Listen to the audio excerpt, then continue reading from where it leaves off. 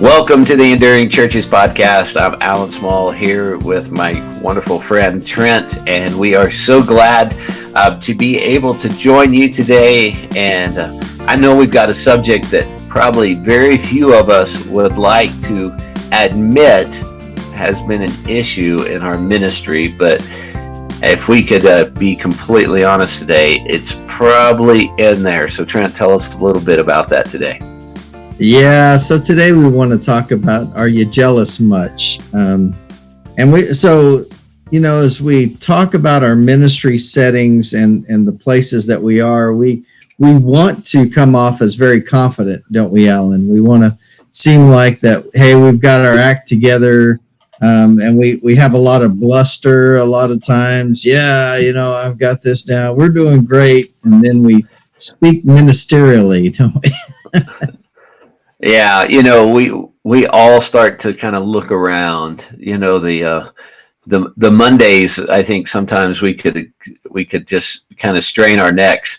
When I'm driving home from church, and I'd say I'm actually pretty healthy in this particular area right now, but I do pay attention when I pass another church, how many cars are in their parking lot and things like that. Now, today it's probably more that I care more about them and want them to do well. But I certainly know where those unhealthy thoughts can go, and I know that they've gone there in my life at different points and times. And so, yeah, jealousy is a very real thing in ministry. And I'm a highly competitive person, and so some of that jealousy just comes out of a sense of competition. And maybe it's not all bad in that standpoint, but we do have a lot to learn and a lot to think about when we talk about this particular topic of jealousy. Right. Yeah. And so we get together, you get a bunch of preachers together, and the joke is that they start speaking ministerially. And that all that means is they inflate their numbers to inflate their ego. We want to sound good, look good to other preachers, like we know what we're doing. And honestly, if we just speak honestly, so much of the things that happen in our church, especially when it comes to numbers of people that attend, it's so much out of our control, right? It's really about God and what He does and His Holy Spirit drawing people. We're supposed to be faithful servants, but we want to feel like, hey, I'm the one who's doing this. And then we feel like, hey, I'm the one who's doing great. And so we kind of get that. And then we talk to somebody else and we're jealous about the things that they're doing, maybe the programs that they're doing or the people that are attending there. So today we want to talk to you about that and maybe some of the dangers that can bring in your life. And so, Alan, that's kind of where we're aiming at today. Hopefully we get there. Yeah. And, I want to encourage you too. Don't use the idea of not being jealous, though, as an excuse to not learn and not grow in ministry. I think that there's always something that we can learn from someone else who's doing something maybe better than we're doing it, and we can learn from them. So please don't take this as an opportunity to say you shouldn't look around and you shouldn't be a learner. But I think it's the attitude of learning and how do we do that.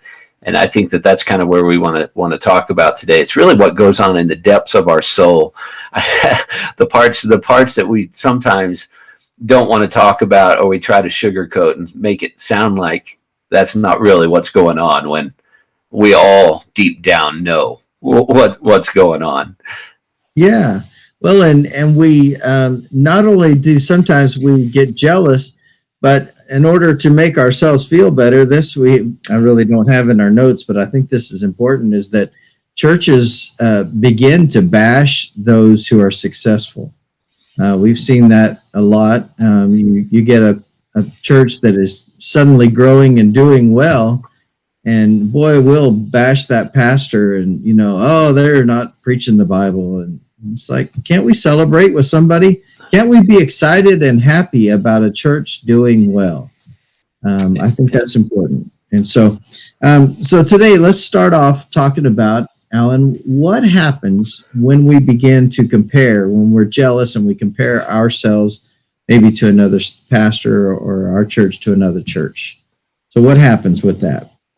Yeah, Trent, you and I both have been in ministry for what seems like an eternity some days, right? I mean, we've been Yeah. doing this. We've been doing this for a while. I think the words Methuselah are somehow used with us these days, but we have a calling in our lives to follow after God. And our job, our responsibility in that calling is to obey. And just like Paul learned the lesson early on, there's some people who are watering, and there's some people who are doing planting, but God is the one who causes the good stuff. And that's what we've got to remember. So it has a lot to do with our calling, doesn't it? Yeah, that's true. And sometimes I think that we think that, okay, well, if my church isn't doing great, then I've messed up, or maybe it's because my church isn't as big as someone else. But those people that are in your church are just as much loved by God, and you are called to minister to your flock. You're not called to minister to someone else's flock. You're called there where you are, in the circumstances that you are, and relying on God to be the one who takes care of those issues and grows it as he sees fit. It's God's job to grow your church. It's not your job. And I don't think people understand that. It's God's job.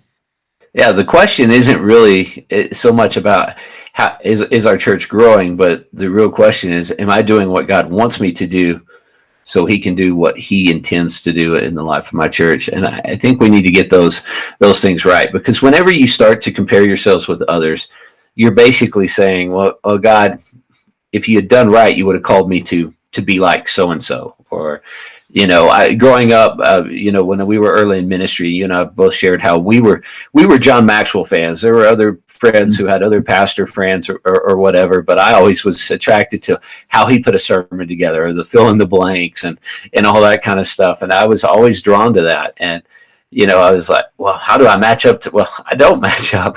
there's no one. I just don't have that cool of a voice. I wish I did, No but kidding. but you start trying to measure up. I realized I'm never going to be John Maxwell. And then it dawned on me finally, God doesn't want you to be. Mm-hmm. God doesn't want you to be him. God didn't want me to be Chuck Swindoll. God wanted me to be me, and he placed me where he called me, and he wanted me to function in obedience with him.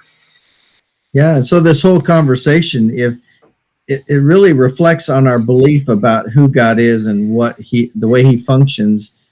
If he created us, which I believe that he has, and if his word is true that he has plans for us, plans to give us a future and a hope, plans to prosper us and not to harm us, then he created us exactly like he wanted us to be. And he has placed us where he wants us to serve. And so, what's the point of being jealous of someone else? Well, I want to be like John Maxwell, or I want to be like Franklin Graham Jr., all these other people, Andy Stanley, whoever. You're not them. God gave you specific gifts. Can't say that word. Yeah, Alan. that's a mouthful right there. Yeah. He gave us gifts that to use us where he has placed us. And so, don't be jealous of someone else when God has placed you where he wants you to be. So, yeah. Go ahead, Trent. Well, I was just going to go to our next point, but when we compare what's supposed to be a shared effort, really we turn it into a competition. And so, does that make sense to you, Alan? Yeah, that's kind of what I want. Where I kind of wanted to go, Trent, was because what happens is, okay. So I knew I was never competing with Chuck Swindoll or John Maxwell. I knew I wasn't in a competition with them. However, the church in the nearby town that was about the same size as my church, and we're both new pastors. All of a sudden, what am I thinking about him when, he baptized 5 this week. We've only baptized 3 this year, and and you start to you start to compare that, and then you start to make it a competition. And are you really caring that the idea that you get to baptize, the privilege of baptizing someone, or are you sitting there thinking, okay, I still got to get two more, so I'll look better, or whatever. Those little differences are huge difference, and the attitude you take into that. And when we're not healthy, and when we're living in jealousy and comparing ourselves to someone else, we begin to build these competitions. And it's not a competition with those big names. That's the other part. That has to do with our calling. It's what we're doing in our town, where we're trying to reach the same people, and we're working together for a cause, because our churches are different, but we're so worried about where our status is among them that it causes a problem in our heart. That's true. And when we are comparing, when we are jealous, it says more about us than it does anyone else. It really just says that, hey, this person is, has no self-esteem.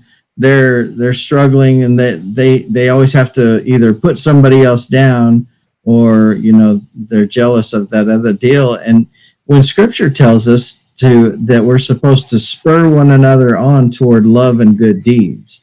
And so that's, me knowing what Alan is doing in his church shouldn't make me jealous, but say, okay, that's a great idea. I want to learn from that. And then, okay, how could I do a good job where God has placed me, and to love my people more, to do good deeds, to serve them more? And so it reframe the focus, I guess. Yeah, I think that's so important. You got to kind of change the mindset that goes along with that. Well, Trent, I think there's one other thing that happens too when we do this, is that when we compare ourselves to others, all of a sudden we put the focus on all the non-essential stuff. Oh yeah. We instead of what Jesus said when he was asked what's the most important commands, was to love God and then to love people. We get off on the other stuff, and well, I got to do another program, or I got to bring in a speaker, I got to bring in a comedian or whatever to get some big event, instead of how well are you loving God? How well are you loving the people that God has given to you? Well, and Trent, I would suggest to people too, go look through your Twitter feed or your Facebook, and if you see a minister who's sitting there arguing with people about the fine points, the little points of theology, not the big issues, but those small points of theology, and that's all they have time for, I'm just going to say it. It's probably not completely fair, and it's a bit of a sweeping statement, but there's a problem with jealousy. That they're not focusing on their call and their ministry. They're focusing on your call and your ministry, and it's just not good. It's not right. And so, Trent, one of the reasons I came face to face with this is I had a pastorate, and in the town there was another church, and years before I ever came, there had been a church split.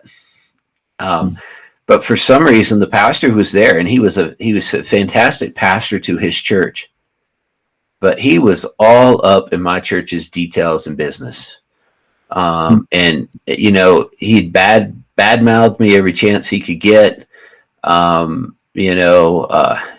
All these little things. I'm like, dude, why are you so jealous? I mean, what's going on? And I just get this idea that, he had been there, and I think, every time there's a new pastor, my church had kind of been in this cycle, new pastor every 4 or 5 years. And, every time there's a new pastor, well, more people, people would come check us out, and some would stay, and some would say, no, I like this other church better. And, it's just how it kind of goes. But, we never forged a what should have been a unified heart for our town. There was always this division there, and it really was a teaching moment for me. And so jealousy has some negative effects for us, doesn't it? It really does. And it made me, as you're saying that, telling us that story, it made me think about something that I read recently, Alan. It said that not everyone's going to agree with your calling, but it doesn't matter. It wasn't a conference call. And that really was a good reminder to me that they're going to be what one of the books that I read a long time ago called them border bullies. They're going to be people that are jealous and want to knock you down, so that they can feel better about themselves and be more in control of you.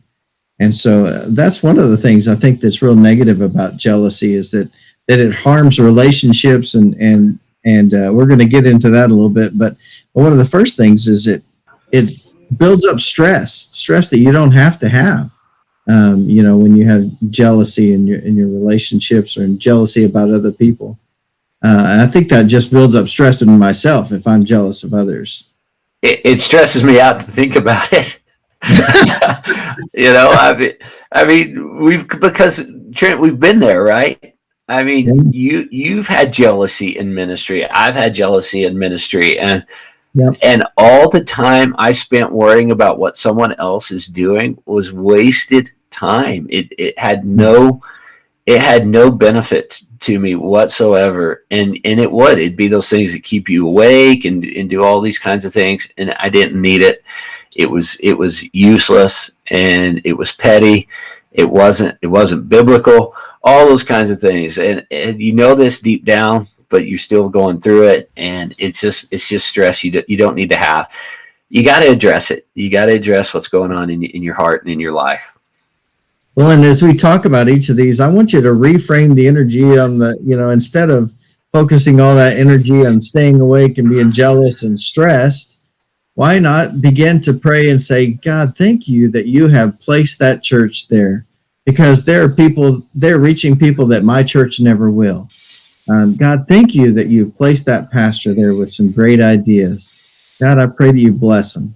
That's what we're called to do. And so instead of being stressed out, turn that energy into prayer, and especially thanksgiving.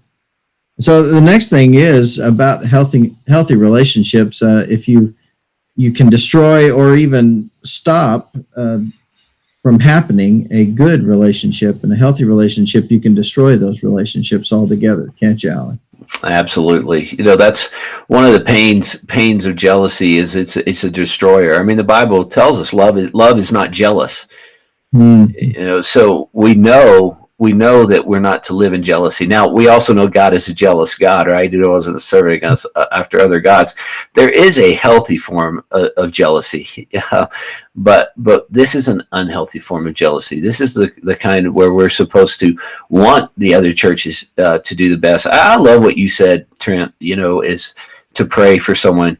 It's hard to be jealous over someone that you're praying for and that you're praying God's best for, because if God answers that prayer, that's an answered prayer. It's a testimony to your prayer life and a witness of your prayer life. And so when you're praying for someone, it's a lot harder to be jealous of them. But if you build jealousy, I just want you to watch how you will begin to isolate yourself. You won't want to reach out, and that's not a good place for us to be. It's really unhealthy. It's really unhealthy. And so, as Alan was talking about that, he's really referring to the passage where we're told to pray for our enemies. And that church down the road is not your enemy. They are not your enemy. In fact, they are supposed to be your sister church. Your co-laborers in Christ is what they're called. And so why not pray for God to bless them? Because that's eventually going to spill over into your lap, and you're going to be blessed as well. So yeah, you want those relationships, and I'd much rather be able to sit down in a good relationship with like Alan, and we sit and talk about, hey, have you ever thought about this? Hey, what we did this, would that work for you? I love those conversations, and Yeah, I'd love to do those with other pastors. Go ahead. I love that a few years ago our church was, well, do we need to start a food pantry? Well, one of our sister churches in town already has one. So every now and then I'm just checking in. Hey, what can we do? Do you have a need? Can we help out? Let us know. We don't need to reinvent something that's already being done well. You take it, you succeed with it, and if you need something, let us know. We want to partner with you in it any way that you need help with. And I think it's just those little things like that help alleviate that sense of competition. And Mhm. I hope that in this pandemic time, churches too, that we are realizing that we need each other. Church attendance is dropping. The care for spiritual matters is dropping in our culture. We do not have time to compete with each other. This is serious time, and we need to work together and not build the walls that would separate us in that. Mhm. You're absolutely right. And I'm glad you mentioned that about the food pantry, because it made me think about, in our neck of the woods, there is a church that's just up the road that they do a big children's Christmas musical program, play. So we intentionally don't do a big Christmas thing because we don't want to compete with them. But we do a big children's Easter deal, and they don't compete. They don't put a deal at that time, and so we can be a blessing. I love going to their program. I encourage our church to go to their Christmas program, and they do the same for us. And there's a church that has a big Easter adult deal. It's huge. It's wonderful, and we love going to that. So we try to encourage folks to be let's bless all the churches. Let's have them all healthy and strong. Yeah, it's a culture, and you could be part of creating that positive culture. Trent, there's one other one and this one is really the bad one. It implodes your image. When you get jealous, it shows. Oh yeah, not only your self image, but what shows to other people, right? You're think about the people that listen in your church when you're talking badly about that other church, that other pastor. I think that's where you're Yeah. going at. Yeah. And so I think that you're absolutely right. It makes Yeah. us look small and makes them look bigger. Well, and it also makes our God look small. And that's probably the most heartbreaking part of all of that, because we do. You want to display something that puts people to. It makes them feel good about what God is doing. And when you run down another church because they're just a concert down the road, that's not real worship. What have you done for God's kingdom there? All you've done is make yourself look bad. And the truth of it probably is you're just jealous of their worship, that you can't pull that off in your church. But maybe that's just not really who you are. If you don't have those people, it's not who you are. So don't try to be. It's just it's just us making ourselves look bad. And I think jealousy changes our countenance too. When you see a spouse who just is overly jealous, and won't let their mate talk to someone or something like that, and you see that look on their face always. And if you're jealous, there's always a look on your face that has jealousy written all over it, and it's not very appealing. It's not very attractive, and it doesn't draw people to Christ. Right. Well, it won't draw people to you either. I mean, if that person's got that bad face all the time, yeah, it's like, man, I don't want to be around them. They look mean all the time. So yeah, you're absolutely right. And again, we just want to remind you that the other churches in your area are not your enemy. We are called by Christ to be co-laborers for Him, to glorify His name, not our own. And I think that's a big deal to churches. I watched a deal by Francis Chan, and some people don't like Francis Chan because he's effective, but anyway, he said recently that Christianity is is the most divided faith group in the world right now and throughout history.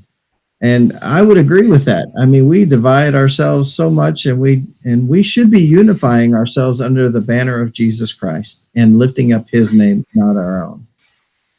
That's so true, and I'm so glad you said that. And so we just want to encourage you today. This is one of those ones. When you're done listening to this, we want to encourage you to take a hard look at yourself, and be honest.